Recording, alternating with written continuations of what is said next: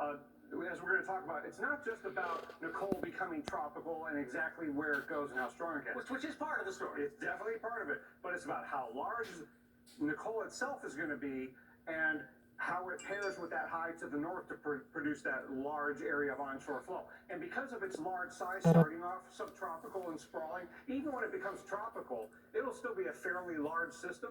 And so the winds of tropical storm force will arrive maybe as early as Wednesday morning, whereas the center might come ashore Wednesday night or early Thursday morning. So because of that size, the winds are going to be strong Wednesday.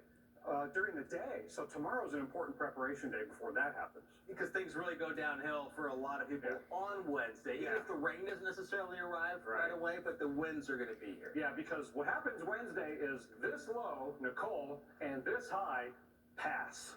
And they'll be lined up straight up north and south. So people, maybe joining us and saying, well, hey, why is Dr. Knapp talking about a high pressure? Isn't that supposed to be a good thing for weather? Well, it'll be a good thing if you're in Boston, but south of New England, from the Chesapeake southward to Nicole, that whole zone is going to be a long fetch of strong winds blowing for a long time over a long distance. That pushes the Atlantic Ocean toward the coastline. Yeah. So everybody in this zone is going to get onshore flow, rip current risk, high surf, and some beach erosion. But then the farther south you go, the more you get into what could be bona fide tropical storm conditions, bona fide storm surge, and damaging surf and life-threatening coastal conditions. So the potential for windy conditions from Miami all the way up to the Outer Banks, possibly even into Virginia. Yes, yes. And of course, the closer you get to Nicole itself, as it becomes more tropical,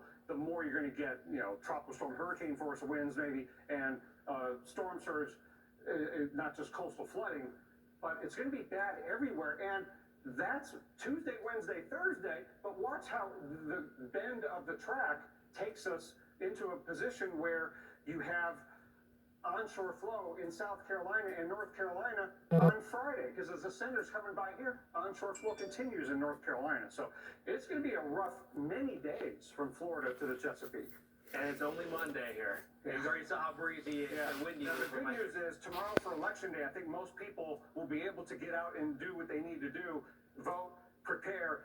Wednesday would be a much different story. If you had Election Day on Wednesday in Florida, that would be very problematic. It will be tough. All right, Dr. Knapp, we're going to be with you throughout the duration, Jeff. All right, and some sage advice there, actually. Again, get out and vote. Do your civic duty. It looks like Wednesday may be the bad day. Of course, Nicole comes nearly 6 weeks after Hurricane Ian tore through Florida. That monster hurricane took out power to millions of customers, and weeks later, crews are still busy making repairs to power and infrastructure, especially in that hard-hit area of Southwest Florida. All right, let's get back to Nicole here now. And again, I'm sure a lot of folks here in Southwest Florida are very nervous, of course, after you just had a major hurricane come in. Looks like most of the effects are going to be along the east coast of Florida, anywhere from Miami-Dade all the way up here, probably up and down the east coast, as Dr. Knapp has just been discussing. These are the hurricane watches that are currently in effect, and some tropical storm watches well inland, by the way, including around the Orlando area. So here are the winds, and if you notice, along the coast, particularly around West Palm, again, we have winds gusting as we head through the next couple of days up to 50 miles an hour. This is by Wednesday morning, 50 miles an hour where Mike is there at Vero Beach. Even Miami, 30-mile-an-hour gusts. 60 to 75-mile-an-hour gusts as we head through the overnight hours, Wednesday into Thursday. So, yeah, hurricane force gusts as whatever the center of the Nicole is moves inland and then makes the turn and starts to head up the peninsula.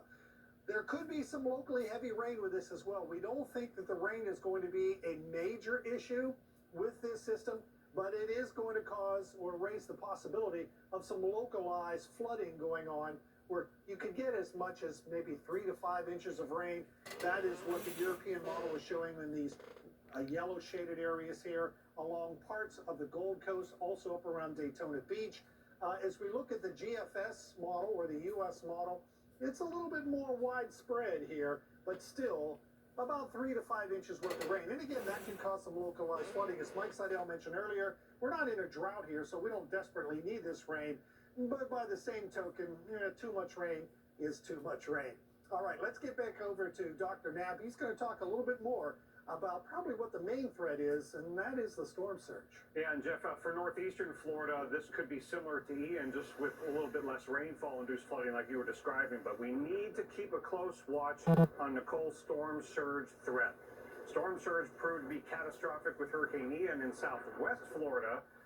According to preliminary reports, Ian produced storm surge flooding above normally dry ground on Fort Myers Beach, 15 or 16 feet in some spots. And Ian is blamed for 133 deaths in Florida alone, most of which resulted from drowning.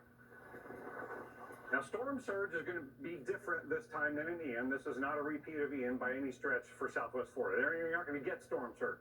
But in northeastern Florida, it actually could be, in some spots, a repeat of Ian in terms of how high the storm surge flooding could get and the damaging, life-threatening storm surge and waves and surf. We lost lives in Ian in this area due to storm surge and coastal impacts, so we got to take this storm surge watch seriously. It's a life-threatening hazard, a life-threatening situation. And some of the areas within this storm surge watch will be outside the cone relative to where Nicole comes ashore. So what if it comes ashore somewhere between Cape Canaveral and Miami? Well, you still could get storm surge